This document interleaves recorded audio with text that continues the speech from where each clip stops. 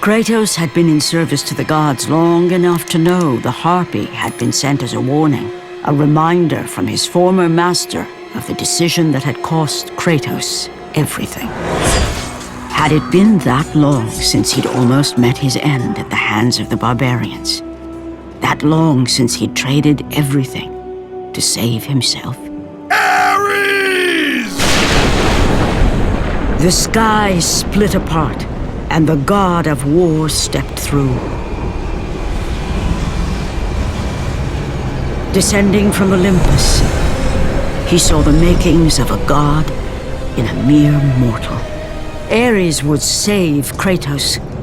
He would turn him into the perfect warrior, his servant on Earth.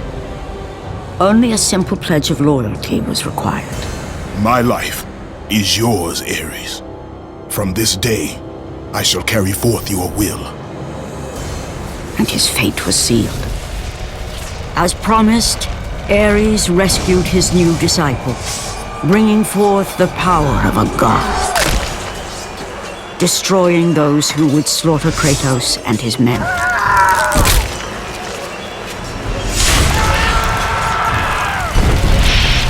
As for Kratos, no mere sword and shield would befit the newest servant of the god of war.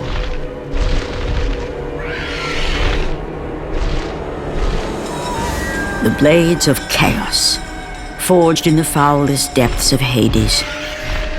Once attached, the chains remained so, chained and seared to the flesh, a part of the bearer's body, a permanent reminder of Kratos' pledge.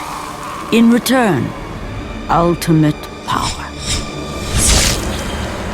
The rage of Ares exploded from within. But soon, he would learn the true cost of such power.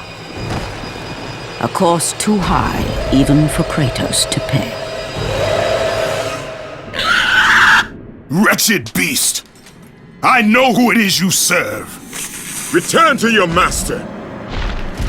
Tell the god of war I am his no longer. Tell him he is not safe while I walk the earth. I will find Pandora's box.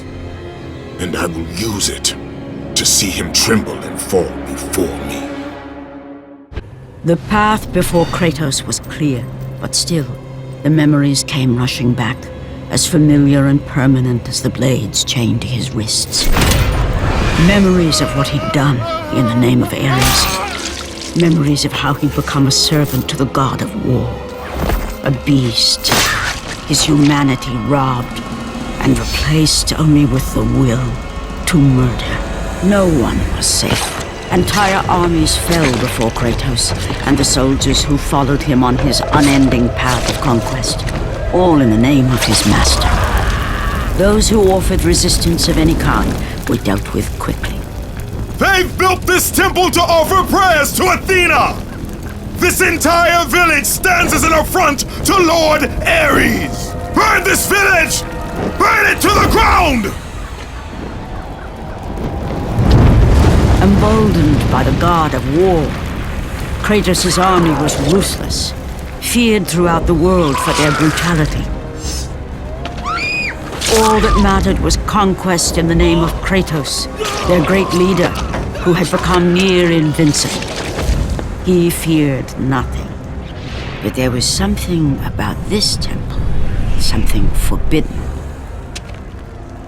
All his instincts told him he should never cross its threshold. Never step inside. Beware, Kratos. The dangers in the temple are greater than you know. But the village oracle's warning fell on deaf ears. His ambition would not be denied. All who opposed him would die.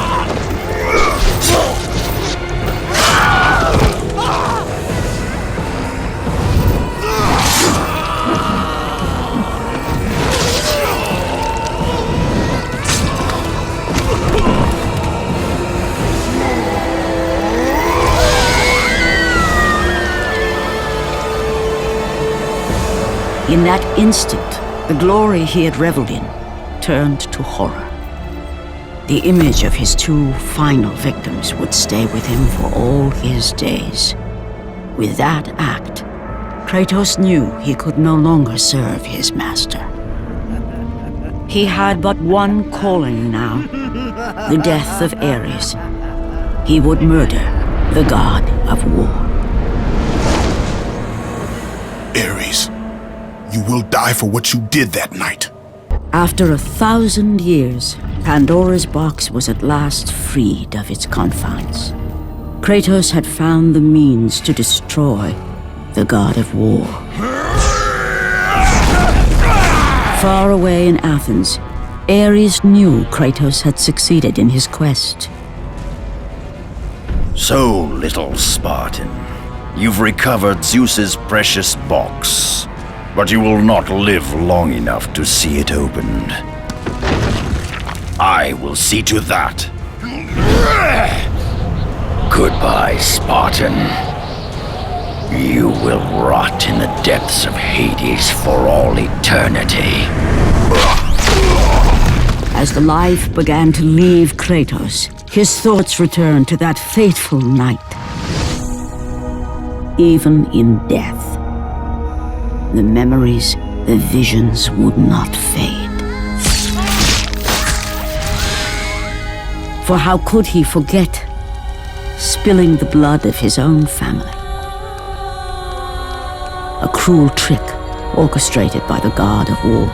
My wife, my child, how? They were left in Sparta. You are becoming all I'd hoped you'd be, Kratos.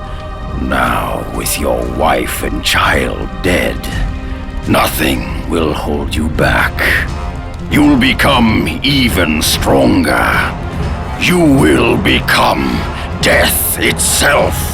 But as the flames consumed the temple, Kratos realized his true enemy was the god who once saved his life. The same god who had now taken everything from him. Ares!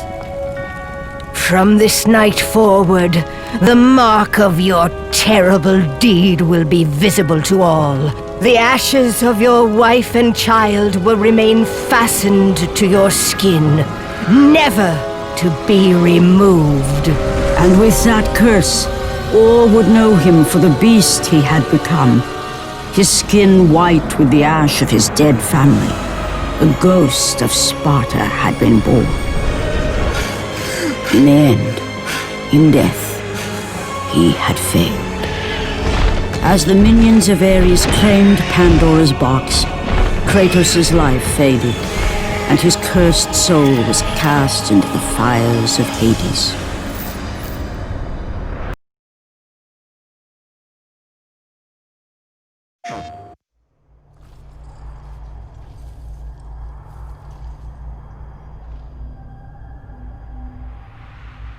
You